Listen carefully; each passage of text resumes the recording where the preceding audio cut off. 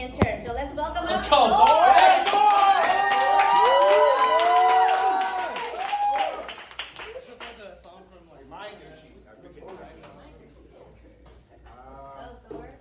Turn it on.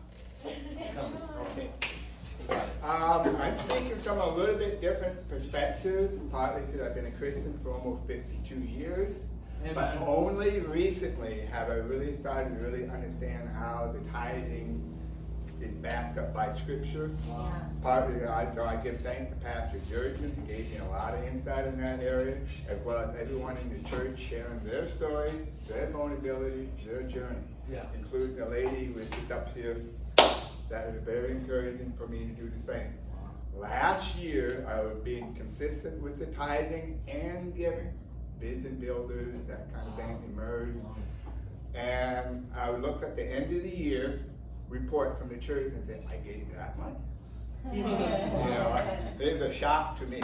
Yeah. I didn't realize I was pouring out that much. Wow. Yeah. Now for me, my history is somewhat different. I wasn't in the church until I became a Christian in college. And college students, A, don't have any money, and two, they don't have a job. So it's not, I didn't learn anything in that area. When I got to be an adult and working at Moody Bible Institute and other places, the church that I went to didn't emphasize tithing and sowing and reaping. They did not do that. And I didn't really learn that. Then my wife and I, when I got married, went on my way going to school or trying to survive for almost 30 years. We were in survival mode all those years and not really consistently getting teaching. So for me, I know all the scriptures that you've been read, I'm familiar with, but Jurgen put a new spin on it with the sowing and reaping.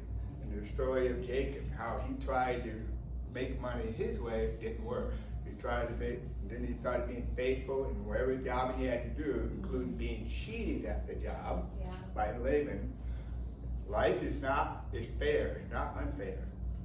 And the thing is, I had to learn that mainly here. Wow. Because I did not have the good soil. Come on, Thor. See, that's one aspect of tithing. You have to remember that when you tithe, make sure the money's going the right way, the right place.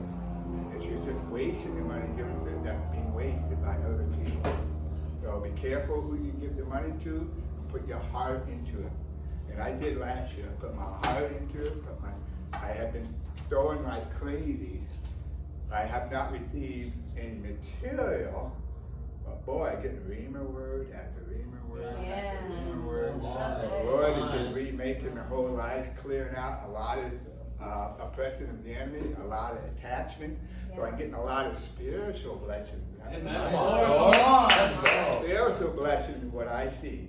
Plus, the joy of the Spirit, the energy of the Spirit He's given me as well. So I was dancing and I was dancing. Lord. And the song I love to sing the most is the one they've been doing recently.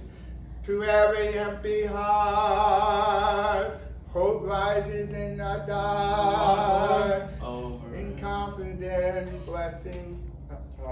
Yes. In confidence. What was that one?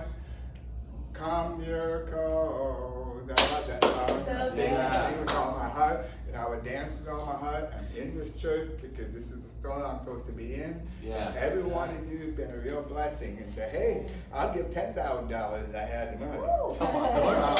But what I see here, that the blessing is more than this material.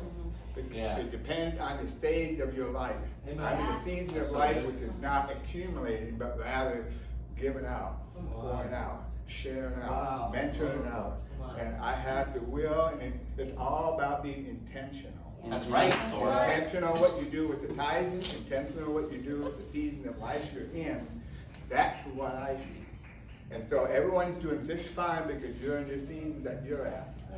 Okay? Be faithful in that. Be intentional with it. Don't forget to tithe. Thank you.